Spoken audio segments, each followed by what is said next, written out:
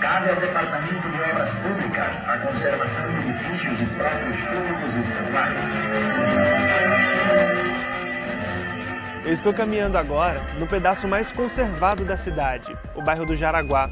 Os historiadores costumam dizer que começaram a surgir daqui os primeiros sinais de desenvolvimento de Maceió lá no século XIX.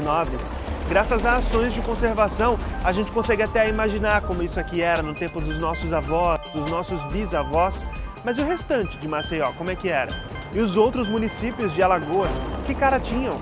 O Página Aberta de hoje vai mostrar um passado que cada vez mais ganha espaço no nosso presente e é conservado para o nosso futuro. A gente vai falar do resgate histórico, mas não aquele feito por historiadores, impresso em livros, exposto em museus. O que é feito por pessoas comuns, iguais a mim e a você, apaixonadas pelo nosso estado e que usam a internet para eternizar uma Alagoas que nem existe mais.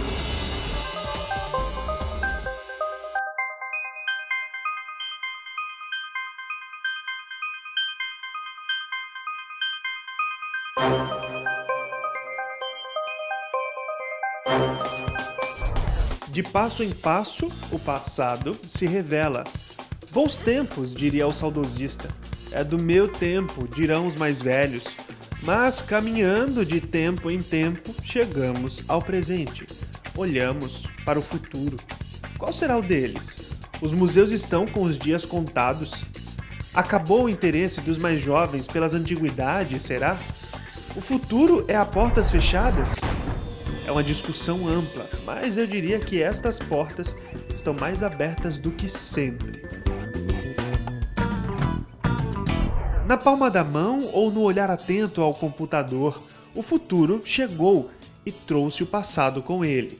Hoje, nós vamos conhecer pessoas que, à sua maneira, construíram seus próprios museus. A entrada é gratuita e o horário de funcionamento é 24 horas. Ao invés da tela, monitor. No lugar do pincel, uma mesa digitalizadora. Os tons de tinta são quase infinitos. Ah, e por falar em tom, é ele o artista da parada. Tom Carvalho, designer. Aqui ele colora imagens de uma Alagoas que nem existe mais, registrada em filmes em preto e branco. Boa parte é acervo do MISA, ou melhor, era, né? Agora estão sob domínio público, na internet. Há quem diga que lá é terra de ninguém, mas é melhor pensar que é terra de todo mundo. O trabalho começou há 2 anos, quando, para comemorar 200 anos de Maceió, ele resolveu presentear cada bairro com uma marca, um escudo.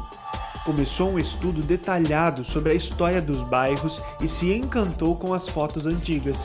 Foi aí que ele foi mordido pelo bichinho da curiosidade. Eu tive uma curiosidade pessoal de enxergar como é que o mundo era na época. Porque assim, a gente vê uma foto preto e branco e a gente acha que o mundo na época era preto e branco. A gente sabe que era em cores, as cores normais.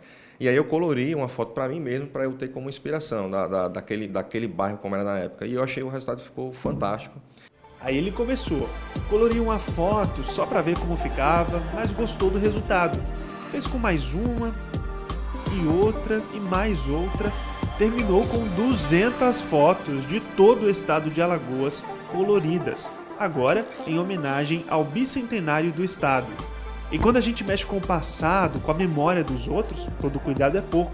Por isso, ele passou um bom tempo estudando os padrões de cor usados na época em que as fotografias foram tiradas. Eu me preocupei bastante em prédios históricos, em prédios mais conhecidos pela sociedade, em acertar a cor. Porque eu sabia que as pessoas iam reconhecer pessoas que viveram na época. Essa preocupação em não ficar tão distante como era da época. Eu saberia que acertar em cheio ia ser difícil. Então eu estipulei uma paleta de cor, que eram as paletas de cores usadas na época, diferente das de hoje, que a gente vê cores muito chamativas, lilás, laranja, coisa que na época eu não utilizava. Aí ajudou bastante no trabalho. E a partir daí, ele devolveu as cores do antigo Alagoinhas, mostrou como foi esse pouso de avião na Praia do Sobral, relembrou o Cine Palácio de Palmeira dos Índios. E essa praça em Santana do Ipanema? Parece recém-saída do Instagram. E pensar que tudo isso aí, era preto e branco.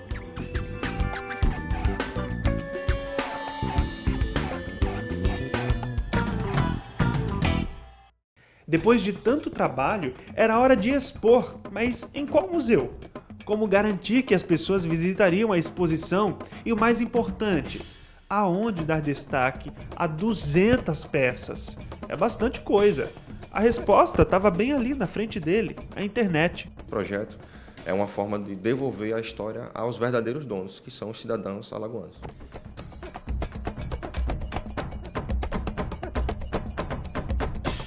O Edberto Ticianelli começou a pensar no assunto quando ele era secretário de Cultura do Estado, e isso foi lá em 2005, faz mais de 10 anos. Já naquela época, ele queria disponibilizar o acervo do MISA para todo o mundo, através da rede. A gente percebia essa mudança, né, de hábito do consumidor de informação, procurando mais a internet. A nossa biblioteca começava a se esvaziar, o próprio MISA, o arquivo público. Então a gente decidiu naquela época que o correto seria a gente separar esse material, digitalizar e construir uma espécie de portal na internet para que o cidadão em casa tivesse acesso facilmente, ou seja, democratizar o acesso a esse bem público que é essa informação histórica, esse acervo. O projeto funcionou por um tempo, mas depois foi descontinuado, só que a ideia não saía da cabeça dele. E aí um dia ele deu uma pausa nos trabalhos e resolveu que era hora de resgatar aquele projeto, de disponibilizar a história de graça para quem quer que fosse. Surgiu há 2 anos o blog História de Alagoas. Deu certo. Viu muita gente apoiando, aprovando, participando.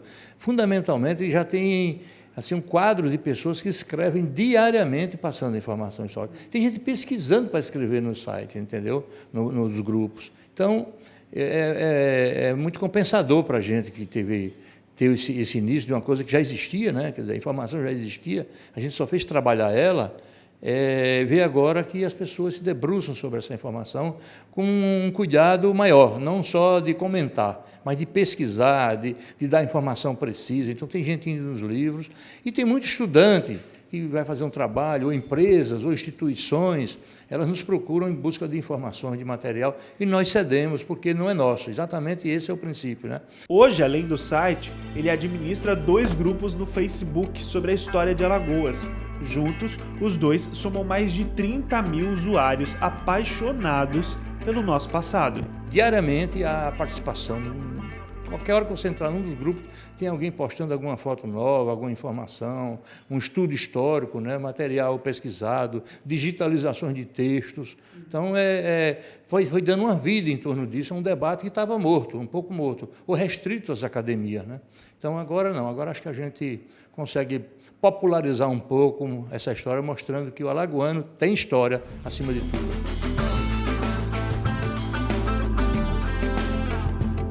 Tudo bem, a internet está por aí, mas há quem prefira as coleções à moda antiga. O Fernando tem 2 quartos na casa dele só com coleções. Uma delas é a de cartões postais. Ele tem do mundo inteiro, são 200 mil, todos catalogados, separados por local, por editora. Uma paixão que começou há muito tempo com um antigo amigo, Theo Brandão, aquele mesmo do museu. Em 74, eu fiz concurso para a universidade. Em 74, eu ingressei no dia 10 de maio e fui trabalhar no mesmo departamento e na mesma faculdade cujo diretor era Theo Brandão. E quando ele decidiu doar o acervo dele, que era composto de peças que ele juntou ao longo desse tempo todo de viagem, ele decidiu que a coleção de postais não cabia dentro da perspectiva do museu que ele imaginou, que depois foi criado o Museu Theo Brandão em 75, eu fui o primeiro diretor. Então ele me doou a coleção, quase 2.000 postais, né? Ao contrário da internet, o grupo de colecionadores é seleto. Não são todas as pessoas que têm acesso ao acervo. Eles criam associações, clubes, publicam revistas, mas, de maneira geral, um número reduzido de pessoas recebe o material. De toda forma, não dá para dizer que a história não está preservada. No final dos anos 80, o cartão postal foi considerado pela mídia e também pela universidade, né, pela academia, foi considerado como um documento. porque até então ele não era. Ele entrava como um elemento de anexo, como decorativo, como informativo. Mas, no final, houve uma reunião de historiadores no Brasil e também depois repercutiu em várias universidades no mundo. O cartão postal foi considerado como um documento. Por falar em história, de camarote, eles, os historiadores, museólogos, observam toda essa movimentação atentamente. E você pensa que rola um ciúminho, uma birra com a internet? Que nada, eles estão felizes da vida. Tenho acompanhado e com muito gosto, porque estou vendo que está havendo um interesse dos mais jovens por esse resgate. Ele começa até a sentir saudade de um tempo que não viveu, que ele mesmo não viveu. E isso é muito bom para estreitar os laços. Os laços, a gente só pode amar, a gente só pode zelar por aquilo que a gente conhece. Então, conhecendo a história de Alagoas, conhecendo o passado de toda a nossa urbanização que tem aparecido a toda hora, no Face, nos blogs, conhecendo essas imagens, há muito mais possibilidade de se preservar, de se lutar pela preservação. Carmen Lúcia diz que até o trabalho de pesquisa dela ficou mais fácil. Sempre foi muito difícil estarmos garimpando fotografias antigas de Maceió e de Alagoas. E hoje tem aparecido fotografias espetaculares. Quando eu olho, eu me emociono, fico arrepiada. Acho muito bom. E está dando cancha para que nós possamos enriquecer ainda mais os trabalhos dentro da área de história, da área de sociologia, da área de arte da nossa Alagoas. Do jeito antigo ou do novo, no museu, numa coleção pessoal ou na internet, o importante mesmo é que a gente pode ficar tranquilo, porque não falta quem preserve a história de Alagoas. Seja colorindo fotos antigas, colecionando postais ou pulverizando documentos e textos históricos na rede. Os alagoanos do presente e do futuro poderão revisitar o que fomos, entender por que somos e pensar em como seremos. Qual a Alagoas que você quer deixar registrada para a posteridade?